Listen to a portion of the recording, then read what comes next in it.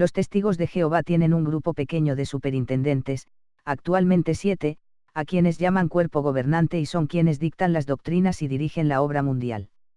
Aunque recientemente la organización se ha retractado con respecto a usar los tipos y antitipos, por décadas se enseñaba que las parábolas y algunos eventos de la Biblia tenían un cumplimiento en la época bíblica y otro cumplimiento en nuestra época. Se sigue usando la parábola del esclavo fiel y discreto descrita por Jesús como prueba de que ellos fueron nombrados por Dios para dirigir a su pueblo en 1919. En 1919, poco después de ser entronizado, Jesús nombró al esclavo fiel y discreto. Mediante este conducto fácil de reconocer, Cristo ha ayudado a sus seguidores a estar espiritualmente limpios. Reino de Dios, página 101. Mateo 24, 45, 47. ¿Quién es, verdaderamente, el esclavo fiel y discreto a quien su amo nombró sobre sus domésticos, para darles su alimento al tiempo apropiado? 46. Feliz es aquel esclavo si su amo, al llegar, lo hallara haciéndolo así. 47. En verdad les digo, lo nombrará sobre todos sus bienes. Por muchos años se entendió que ese esclavo fiel representaba a todos los testigos ungidos que tenían la esperanza de vivir en el cielo como reyes y sacerdotes. En la Atalaya de julio de 2013 se nos explica que ahora el esclavo fiel son los miembros del cuerpo gobernante solamente, según el patrón que Jesús fijó de alimentar a muchos por medio de unos pocos. Ese esclavo está compuesto por un pequeño grupo de hermanos ungidos que participan directamente en preparar y proveer alimento espiritual durante la presencia de Cristo. A lo largo de los últimos días, estos hermanos ungidos que constituyen el esclavo fiel han estado sirviendo juntos en la sede mundial. Hoy, ese esclavo es el grupo de cristianos ungidos que forman el cuerpo gobernante de los testigos de Jehová. Los testigos de Jehová han de guardar total obediencia al esclavo para poder obtener la bendición de Dios. De igual forma, en la actualidad, el esclavo fiel, mediante su cuerpo gobernante, ha aclarado cuestiones importantes como la neutralidad cristiana, la santidad de la sangre y el consumo de drogas y tabaco. Jehová ha bendecido a su pueblo por la obediencia mostrada a su palabra y al esclavo fiel. Al someterse a la clase del esclavo, el pueblo de Dios demuestra que se sujeta al amo, Jesucristo. Y es, además, un deber sagrado de todo testigo ser obediente al esclavo. Jesús ha encomendado sus bienes en la tierra al esclavo colectivo, descrito como un templo santo, y por eso dicho esclavo tiene en la congregación ciertos derechos y obligaciones que son competencia exclusiva suya. De ahí que todos consideremos un deber sagrado acatar las instrucciones del esclavo fiel y su cuerpo gobernante. Atalaya 07 y un cuarto. Los testigos creen que sin el esclavo fiel no tendrían conocimiento de Dios. Las otras ovejas reconocen que se benefician muchísimo de la atención diligente del esclavo fiel, quien les proporciona alimento espiritual muy oportuno. También reconocen con humildad que, si no fuera por él, no sabrían nada o casi nada de verdades bíblicas tan valiosas como la soberanía de Jehová, la santificación de su nombre, el reino, los nuevos cielos y la nueva tierra, el alma, el estado de los muertos y la verdadera identidad de Jehová, su Hijo y el Espíritu Santo. Atalaya 07 y un cuarto. Los testigos creen que se necesita ser sumiso al esclavo fiel y los ancianos nombrados, aunque no se entienda claramente el motivo de lo que se está haciendo, pero ¿y si no estamos convencidos de que ciertas instrucciones de los ancianos sean las mejores? Aquí es donde entra en juego la sumisión. No es difícil obedecer cuando se ve todo claro y se está conforme, pero, como veremos, ser sumiso de verdad implica ceder aunque uno no comprenda el motivo de determinada instrucción. Atalaya 07 y un cuarto. Los testigos de Jehová creen que es necesario obedecer al cuerpo gobernante para poder obtener la salvación, por lo tanto, para entrar en el descanso de Jehová, es decir, tomar parte en él, debemos obedecerle y colaborar en el cumplimiento de su propósito según nos lo va aclarando su organización. Atalaya 11 y 15 séptimos. Ningún testigo de Jehová puede compartir opiniones personales o ideas independientes respecto a sus creencias de la Biblia que vayan en contra de lo que enseña el esclavo, pues quienes hacen esto son considerados apóstatas y se les ve como enfermos mentales. La Biblia pide a los cristianos que eviten a los apóstatas, o, según otras versiones, que se aparten, permanezcan lejos e incluso huyan de ellos. Más claro, imposible. ¿Cuál es nuestra reacción cuando un médico nos manda evitar todo contacto con alguien porque tiene una enfermedad mortal muy contagiosa? Ante una instrucción tan directa, no nos cabe ninguna duda de que debemos seguirla rigurosamente. Pues bien, Jehová, el gran doctor, nos manda evitar todo contacto con cualquier maestro desleal a la verdad, pues es alguien mentalmente enfermo que procura infectarnos con sus doctrinas. Atalaya 11 y 15 séptimos. A partir de la reunión anual de 2012, el cuerpo gobernante asumió el rol del esclavo fiel completamente. Esta autoridad, aunado a la creencia de que ellos solamente son quienes dictan las doctrinas y se les debe la obediencia como un deber sagrado para poder obtener la salvación, les confiere un poder absoluto sobre los testigos de Jehová. Por lo que has leído, notarás que es de suma importancia saber si ellos realmente representan a Dios, porque según las doctrinas de los testigos, sin el conocimiento que ellos te proporcionan, sin tu sumisión a ellos sin cuestionarles absolutamente nada, sin tu deber sagrado de obediencia absoluta, no puedes tener una buena relación con Dios ni la vida eterna que Jesús prometió, además de que tus relaciones familiares con tus parientes testigos se verían sumamente afectadas. ¿Qué pruebas tienen de haber sido nombrados por Jehová? Primero, según la Biblia, en el pasado Dios mostraba su aprobación por medio de otorgar poderes como milagros a sus profetas. La Biblia dice que los apóstoles tenían la capacidad de curar enfermedades y lo hacían en público. Incluso Jesús mostró haber sido enviado por Dios al hacer milagros. Ningún miembro del cuerpo gobernante tiene dichos poderes. Segundo, según la Biblia, un representante de Dios se hacía notar cuando las profecías que mencionaba en su nombre se cumplían. Sin embargo, el profeta que tenga la presunción de hablar en mi nombre una palabra que yo no le haya mandado hablar, o que hable en el nombre de otros dioses, ese profeta tiene que morir. Y en caso de que digas en tu corazón, ¿cómo conoceremos la palabra que Jehová no ha hablado? Cuando hable el profeta en nombre de Jehová y la palabra no suceda ni se realice, esa es la palabra que Jehová no ha hablado. Con presunción la habló el profeta. No debes atemorizarte de él. Deuteronomio 18, 20, 22. El 100% de las profecías que han dicho los miembros del cuerpo gobernante y el esclavo fiel han estado equivocadas, como mejor ejemplo el cambio en la doctrina de que la generación de 1914 no moriría sin ver el fin, y que el fin vendría en el siglo XX, además las predicciones específicas del fin del sistema de cosas en 1914, 1925, 1975, etc. ¿Crees que es Dios quien les ha revelado incorrectamente las fechas? Tercero, la muestra de que están siendo guiados por el Espíritu Santo. Las doctrinas hechas por el esclavo fiel han tenido múltiples contradicciones, muchas antes eran vistas como apostasía y ahora son doctrinas oficiales, y viceversa. Para eso puedes revisar la misma biblioteca en línea de la JW.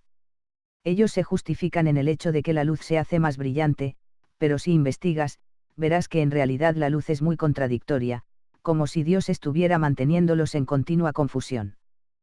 ¿Crees que es Dios quien ha causado la confusión?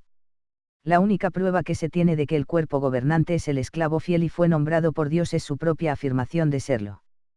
Pero, no dicen eso todos los líderes de todas las religiones.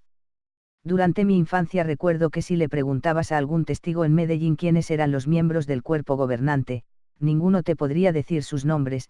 En las últimas décadas se les ha dado especial relevancia al grado de tratarlos como estrellas. Donde quiera que llegan hay personas que quieren tomarse fotos con ellos, se les brinda atención especial y cuarto de hoteles y cenas de gala. Incluso al grado de escribir cuerpo gobernante con mayúsculas. Hasta 1971 se escribía con letras minúsculas, posteriormente se empezaron a usar mayúsculas, como título, y agregar ese título a la nueva traducción del Nuevo Mundo en Hechos, siendo que en la Biblia las palabras cuerpo gobernante no aparecen ni una sola vez. Me llama la atención que en la atalaya de 1 de marzo de 1981, la idea de que un grupo pequeño de cristianos y no todos los ungidos fueran el esclavo fiel se consideraba apóstata, y ahora esa es la doctrina oficial. La congregación cristiana del siglo I no estaba organizada de forma central, ni el concepto ni las palabras cuerpo gobernante aparecen en la Biblia. De hecho Pablo inició su ministerio guiado por el Espíritu Santo, sin contar con guía de ningún miembro de la congregación de Jerusalén, y viajó a Jerusalén hasta 3 años después de su conversión. Gálatas 1 y 17-19 Tampoco subí a Jerusalén a los que eran apóstoles antes que yo, sino que me fui a Arabia, y volví de nuevo a Damasco. Entonces, 3 años después subí a Jerusalén para visitar a Cefas, y me quedé con él 15 días. Pero de los apóstoles no seis a ningún otro, sino solo a Santiago el hermano del Señor. Y la Biblia dice que era el Espíritu Santo quien guiaba la obra, no un grupo de cristianos específico. Además, atravesaron Frigia y el país de Galacia, porque el Espíritu Santo les había prohibido hablar la palabra en el distrito de Asia. Además de eso, al bajar a Misia, se esforzaron por entrar en Bitinia, pero el Espíritu de Jesús no se lo permitió. Hechos 16, 6-7. El concilio de Jerusalén nombrado en Hechos 15, estaba formado por los apóstoles, los ancianos de Jerusalén y Pablo y Bernabé, no solo por un grupo pequeño de cristianos, todos ellos se juntaron para tratar el tema de la circuncisión, pero parece haber sido algo excepcional, al grado de tener que mencionarlo en la Biblia. Las palabras cuerpo gobernante fueron mencionadas por vez primera hasta 1943, y por décadas fueron usadas para representantes de la corporación legal de la sociedad Watchtower, sociedad que usan los testigos de Jehová como representante legal. Todo el poder doctrinal caía sobre el presidente de la sociedad. La Watchtower muestra falta de honestidad al tratar de aparentar que hubo un cuerpo gobernante desde que inició la obra de predicación. ¿En qué influye esta doctrina en tu vida? Jesús prometió estar con los cristianos por siempre. Miren, estoy con ustedes todos los días hasta la conclusión del sistema de cosas. Mat 28, 20. La doctrina de que el esclavo fiel fue nombrado en 1919 deja a los cristianos sin guía por parte de Jesús por 19 siglos. Uno esperaría que la definición de testigo de Jehová sería alguien que adora a Jehová, pero en realidad, si afirmas que adoras a Jehová pero no crees en el cuerpo gobernante, entonces no eres considerado testigo de Jehová. De hecho, en un comité judicial, juicio con los ancianos de la congregación, aunque indiques que adoras a Jehová y crees en la Biblia, si confiesas no creer en que el cuerpo gobernante fue nombrado por Dios, eres considerado apóstata y expulsado de la congregación. El cuerpo gobernante le ha quitado la posición de mediador entre los hombres. Y Dios a Jesús, diciendo que la salvación solo se obtiene mediante la asociación del cristiano con el esclavo fiel, él sirve de mediador del nuevo pacto entre Dios y aquellos a quienes se introduce en este pacto, la congregación del Israel espiritual. Cristo llegó a ser el mediador para que los llamados reciban la promesa de la herencia eterna. Perspicacia, tema mediador. Se ha llegado a afirmar que la Biblia no se puede entender sin la ayuda del esclavo fiel. Todo el que quiera entender la Biblia, debe apreciar que la gran sabiduría diversificada de Dios puede obtenerse solo mediante el canal de comunicación de Jehová, el esclavo fiel y discreto. Atalaya 94 y 1.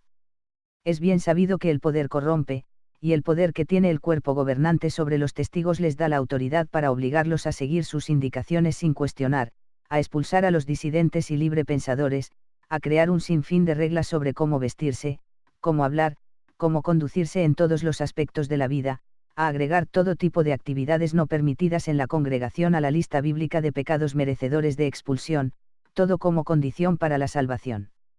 Al grado de decir lo siguiente: en ese momento, las instrucciones que reciban de la organización de Jehová quizás no les parezcan aconsejables desde un punto de vista estratégico o humano. Pero todos nosotros debemos estar listos para obedecer todas las instrucciones que se nos den, nos parezcan o no prácticas, pues obedecerlas nos salvará la vida. Atalaya 13 y 15 onceavos.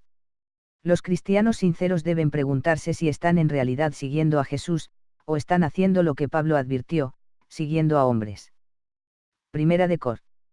7 y 23, ustedes fueron comprados por precio, dejen de hacerse esclavos de los hombres.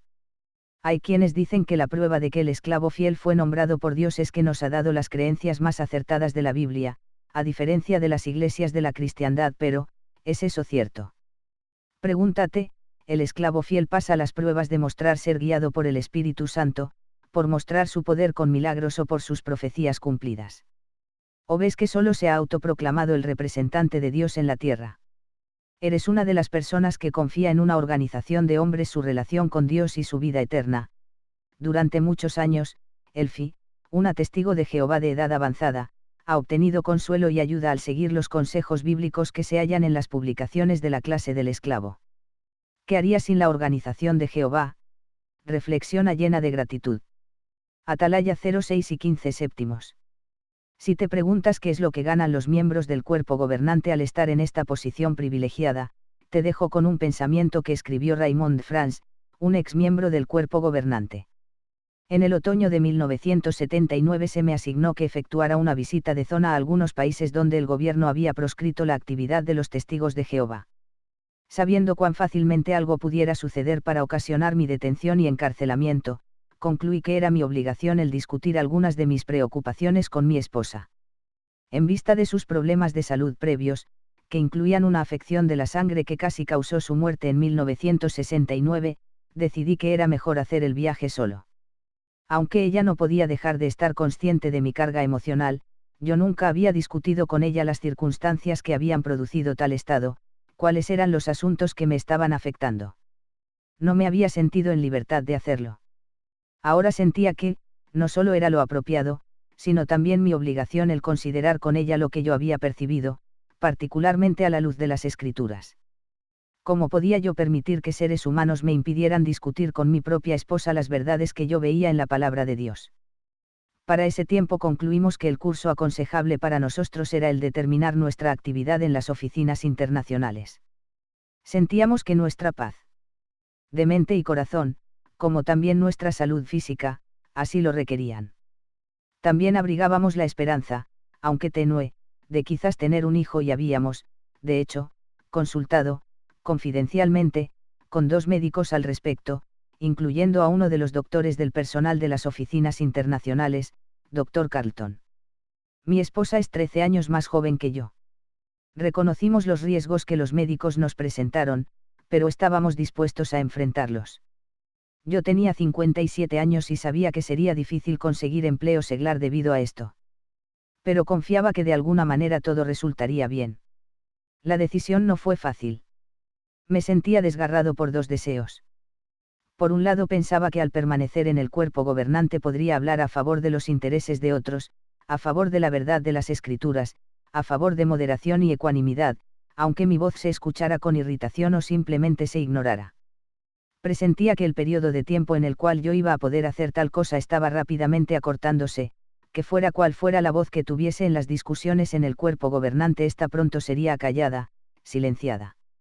El deseo de sentirme libre de la atmósfera de sospecha que se estaba desarrollando, de estar libre de la participación en una estructura de autoridad que yo no podía defender bíblicamente y de las decisiones que no podía moralmente respaldar, pesaba con igual fuerza sobre mí. Si hubieran sido mis metas la seguridad y el confort, con toda certeza hubiera optado por quedarnos Cynthia y yo donde estábamos, pues allí, como miembros de las oficinas centrales, se atenderían todas nuestras necesidades físicas. Nuestros muchos años de servicio nos permitirían ciertos privilegios como el poder escoger entre los cuartos más deseables periódicamente disponibles en los varios grandes edificios de la sociedad.